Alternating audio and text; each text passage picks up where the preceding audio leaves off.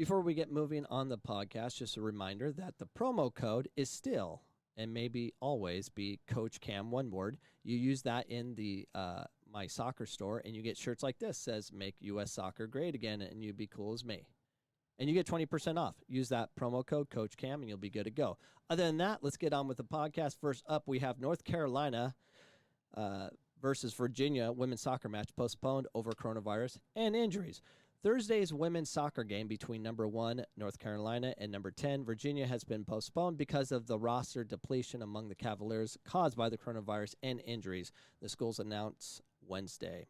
The game between the two of the most successful programs in the women's soccer involving ACC teams, and that has been postponed this season. The ACC is one of 4 conferences playing women's soccer in the fall, along with the Big 12, SEC, and Sun Belt. So here's, I'm coaching soccer in the winter, hopefully, with the high school team at Millennium High School.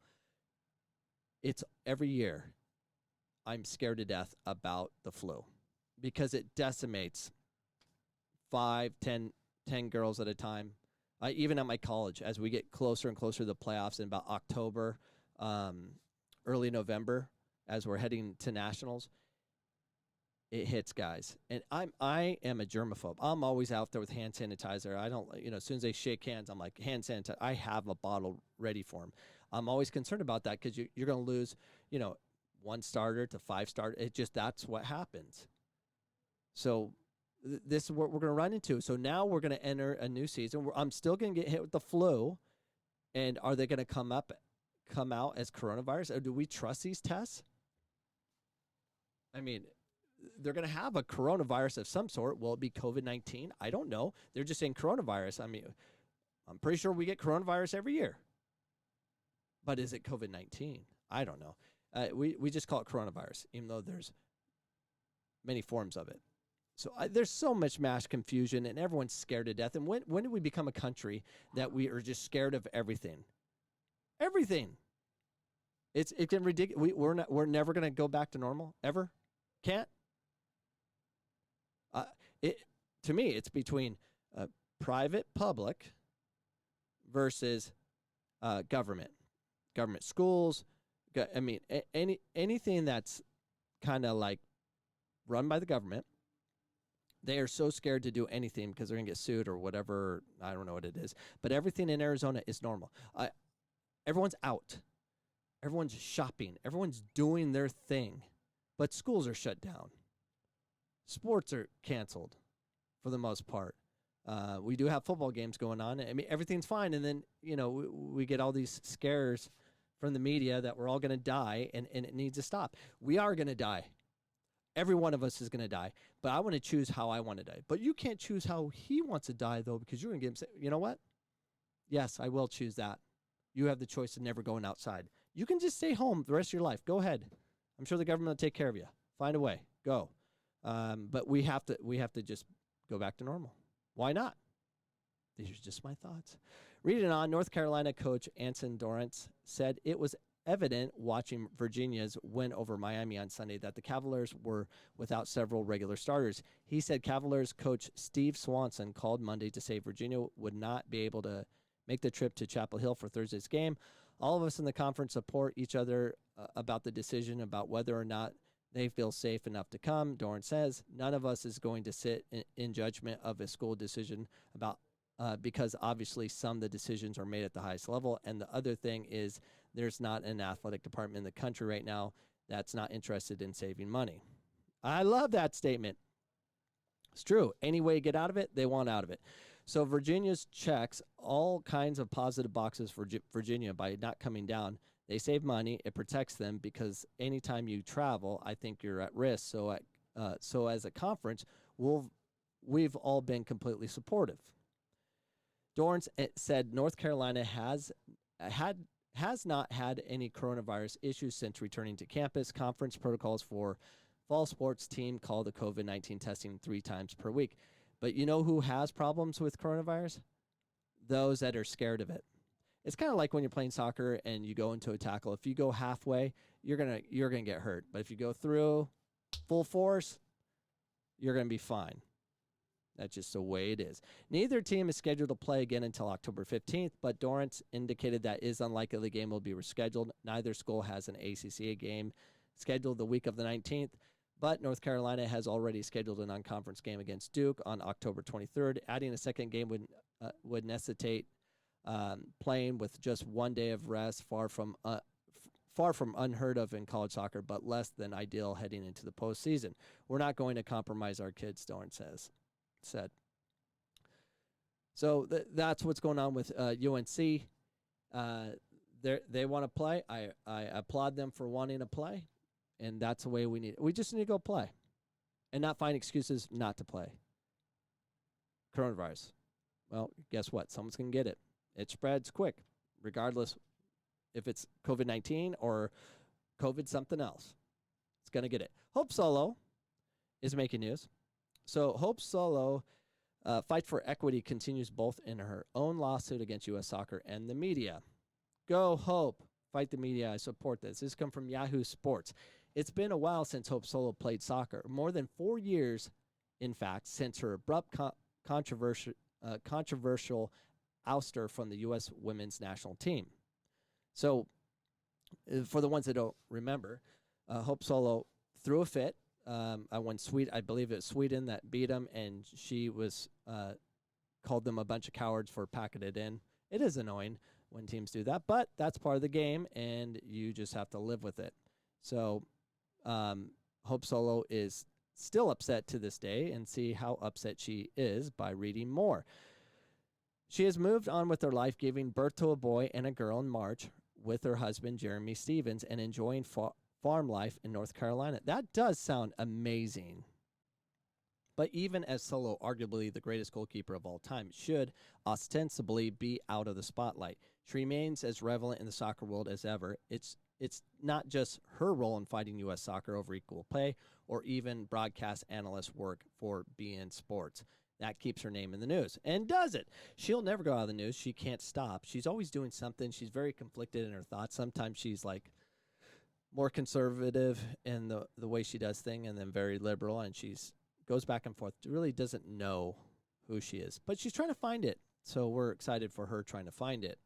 She says, Hope Solo says, more people are interested in my life, having twins and fighting for equal pay than she tells Yahoo Sports before cutting herself off, as it was a loss of words. I've been out of the game for quite some time now, so it's kind of, it makes me chuckle that we're still getting a Hollywood magazines for having twins and things like that. That doesn't figure to change anytime soon. Even after years away from the game, bits and pieces of her playing career resonate, keeping her in the conversation, whether it's her recent Hall of Fame snub or her still viable lawsuit against U.S. Soccer. Yeah, so Hope Solo, she's going to keep fighting. That's just her nature. I think that's what made her a great goalkeeper. She has command, even though she's commanding a lot of things that seem redundant, but she'll hop on. But I do like her. At least she's honest in her thoughts at the moment, kind of like me. I'm kind of honest in my thoughts at the moment, which get me in trouble lots of the times, and I have to say I'm sorry lots of times. So be it. Solo's equal pay lawsuit. Let's talk about this. When Solo first learned that a judge dismissed the wage discrimination case filed by her former U.S. women's national teammate earlier this year, she was crestfallen. Really?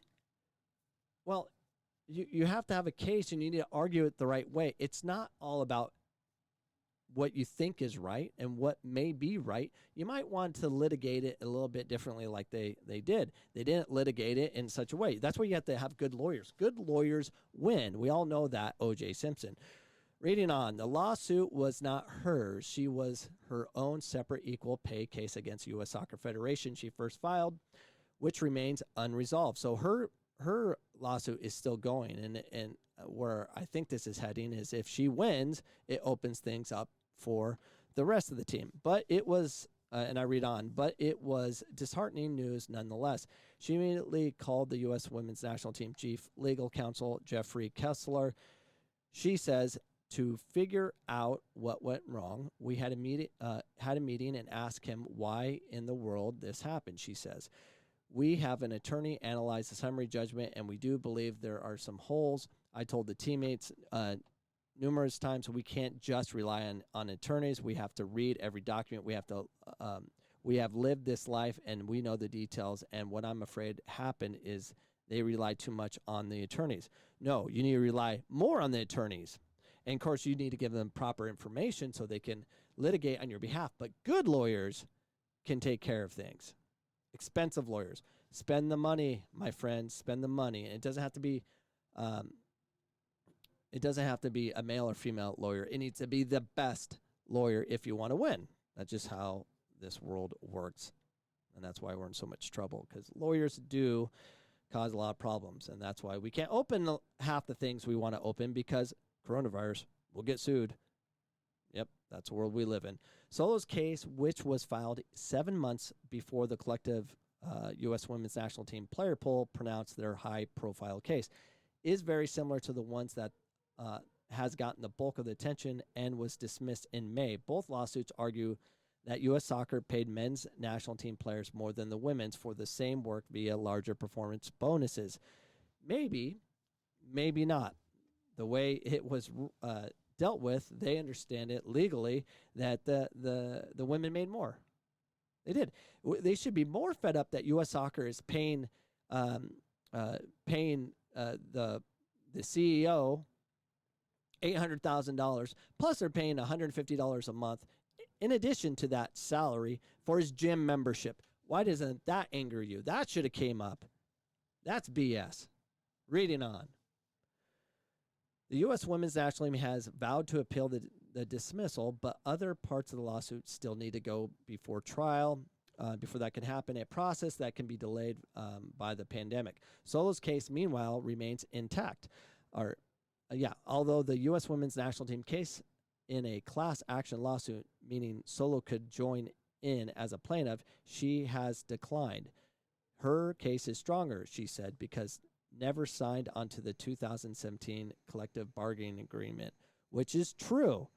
That does make sense. So because she didn't sign the agreement that they signed, they signed an agreement, we agreed to these wages, and then 3 years later, you know what?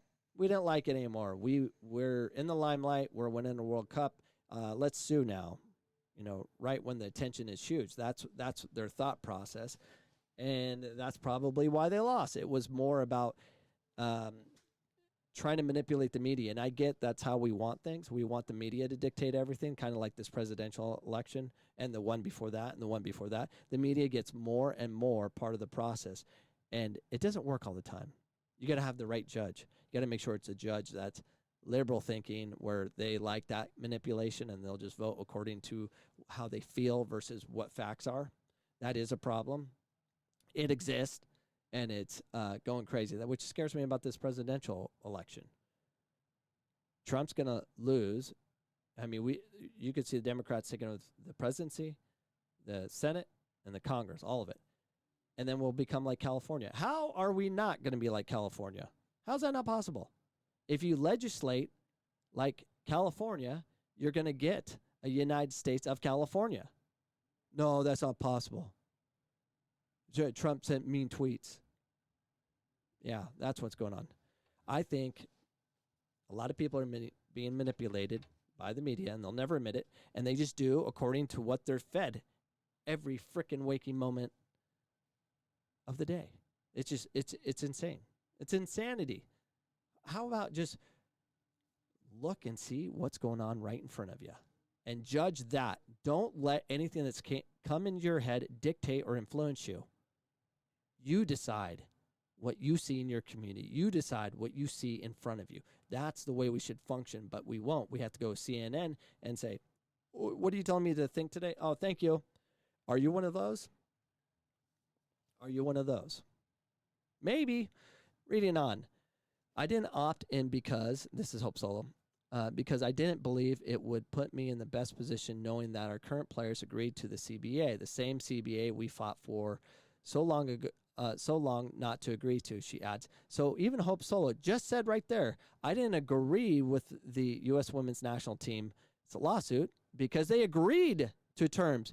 And that's what I talk about. Hope Solo, she doesn't even know what she's talking about. She's like, oh, I'm fighting for you. No, I'm not yet, And she's right. She's right. And I'm going to close on that. Hope Solo just said she didn't agree to them. You agreed to these terms, and now you're trying to renege on them because of the timing of the World Cup. And that's why they lost their lawsuit. And maybe this is a process of doing something else and working towards a collective bargaining agreement. And it happens all the time. NBA players and all that. Everyone's never satisfied with what the agreement they made. And that's just horrible. Anyways, the economy is crashing, and it's horrifying, and it scares the living daylights out of me. It's in a situation where college cuts sports programs, lives are destroyed, and that's the next story we're going to talk about right now, which is going to affect soccer, of course, and it's scary. So let's read this article that's from, where's this article from? This is from ADN.com, and it says, throughout the past 6 months, college athletics across the country have logged onto the video calls and watched their athletic director appear on the screen. Then they hear that the administration decided to cut their team. The explanation hardly matters because their minds spin into a whirlwind wondering what comes next. And that's what's coming down the road, ladies and gentlemen. I'm part of sports right now, for now, and we're going to be facing budget cuts as well. And it's scary to think that it all could disappear just like that because the administration says, let's get rid of it now because we don't want to cut this. We'll cut them, and it's easier because we're not talking to them much. I don't know. It's scary for someone that works in athletics. I could see it all disappearing real quick. Reading on, a freshman track and field athlete cried on the bed in his dorm room. He felt angry and screamed. A baseball coach tried to explain the situation to his 2 young children before focusing his efforts on finding his players at a home. Months later, he scrolls through Instagram and struggles with mixed emotions as he sees his players in their new uniforms. Yep, that's happening. The novel coronavirus pandemic has financially strained athletic departments. Schools didn't receive their usual distribution from the NCAA after the men's basketball tournament was canceled. They have lost revenues from student fees and donations. Most conferences are playing shortened football seasons with limited or no fan base, hurting yet another revenue stream. Many smaller schools are no longer receiving the payouts from non-conferences. Matchups against Power 5 program schools have responded to these deficits by eliminating teams. Around 80 Division I programs no longer exist. 81, ladies and gentlemen. That's effectively roughly 1,500 athletes. Success and prominence don't guarantee immunity.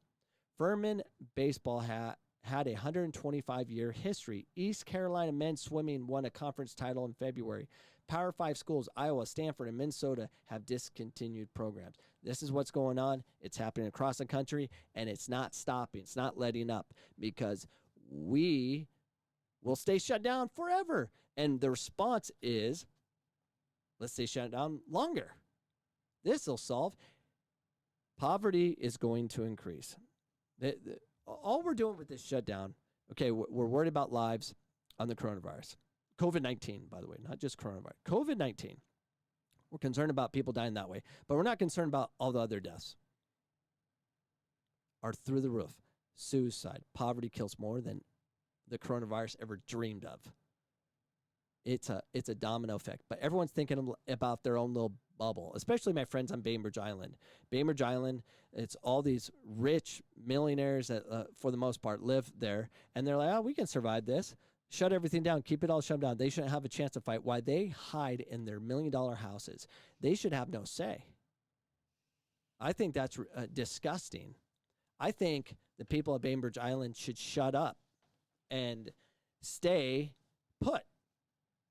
Okay? Stay put in your cozy little houses while the rest of us try to figure out our lives. Okay? The middle class and the poor are being destroyed. not the rich. They're just not eating out as much or missing one of their many vacations. That's what's going on. But, they like kicking and screaming. Just suck it up. Stay in your house. I can't work. I can't pay my. They're getting kicked out of the house. Then what? You don't hear any stories like, why aren't we testing the homeless? Or why aren't we helping them? They're growing, but we're not helping. They just talk about their little communities. Yeah, the rich are fine. They don't care about the poor. Do they really care about the poor? Do they care that people are starving in Africa? No. They don't care. They care about this election. That's all they care about. That is it. And it's sad. Anyways, reading on this sad story of destruction as an Olympic sport.